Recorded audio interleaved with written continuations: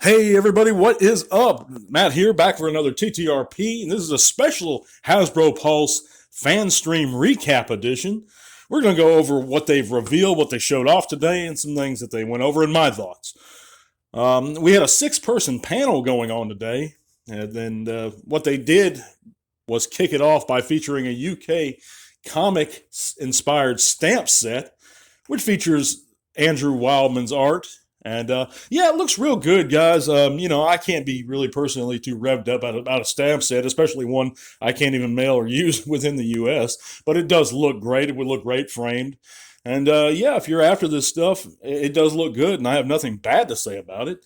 But moving on to the figures, um, we have some Bayverse figures in the Studio Series line, like Hot Rod and a couple others. They had this pink car, and they had of course, the Fallen, which is, I believe, is leader class, and they look good for what they are. I think Hot Rod does look good, but yeah, being not a Bayverse guy, I can't really comment too much about the accuracy or authenticity or anything like that.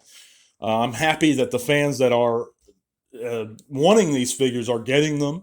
Have nothing against it. It's not for me. It's not my taste. Not for my collection.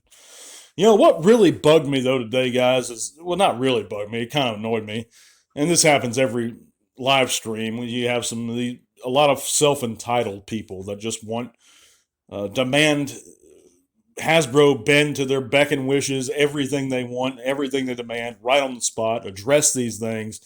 I hate the thieves that operate on YouTube probably more than any one fan. But I'm not going to bug Hasbro about that stuff in the chat. I'm not going to bug Hasbro about yellowing in the chat. I'm not going to demand that they repack Cosmos and give us in the chat. They're not there for that. They're not there to hear those concerns. If you want those concerns to be heard, call Hasbro customer care and tell them, guys. But that's just my take. But anyhow, moving on. They did, for the Studio Series 86 reveals, of course, we've already have full reviews of this stuff up that I haven't watched and I refuse to even click on. But we did get to see in hand the Studio Series 86 Ironhide and the Wheelie, which they look fantastic. I'm excited for both of those guys. But one I hadn't seen was Rumble, and Rumble looks great. I think they heavily retooled the Siege or the Earthrise Rumble, whatever one that was. Gave him some extra accessories, gave him some extra paint apps. He has his pile drivers, he has his guns. Looks fantastic, and I'm really hoping they're going to recolor this into Frenzy and continue to use that mold, because they are compatible also with the Siege Soundwave or the Netflix Soundwave, Legacy Soundwave, and the Blaster, of course. So, real excited for that one. But we also seen a lot of the Legacy figures. Some that most of them we have seen before, but we get to see looks at some of their packaging, and we got to see a couple that we hadn't seen before, or at least one that I know of. But Legacy Point Blank, we got some better views of him. We got some shots of him in hand and his Target Master, and I think he looks great. I have no complaints about him. I know some fans were complaining about his waist area. I think he looks fantastic. Hasbro did a phenomenal job with him from visual standpoint. But we also got a good look at Crankcase, Dead End, Skullgrin, and we got to see his alt mode up close. And that's, it looks real good for what it is. That one in particular is not for me. I'm a kind of a G1 Pretender purist. I kind of like them to have those shells. But I'm happy and excited if anyone else is happy and excited for them.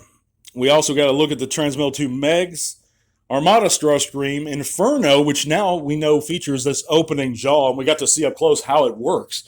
So he looks really good, and in my opinion.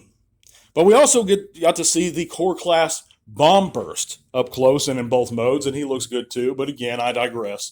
Back to my old Pretender argument. But yeah, there wasn't a whole lot in the terms of what we didn't know was coming already or what we hadn't seen before. But it was good to catch up and see these things officially confirmed. And yeah, saw a few of my friends in the chat, so it was always great to see that.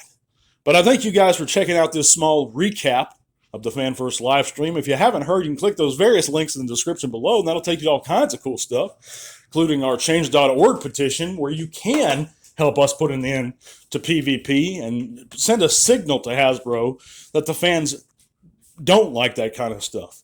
So check that out, guys. And if you'd like to support the channel in any way, consider becoming a patron. I think it's $3 a month, and that helps for us to continue our monthly giveaways. It also helps support the channel. So I thank you guys again so much. We're going to be back on Saturday. God bless you guys, and tell our world.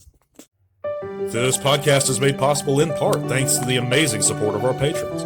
Click the link to our Patreon in the description below if you'd like to help keep T-Talk Raw going strong. Thank you.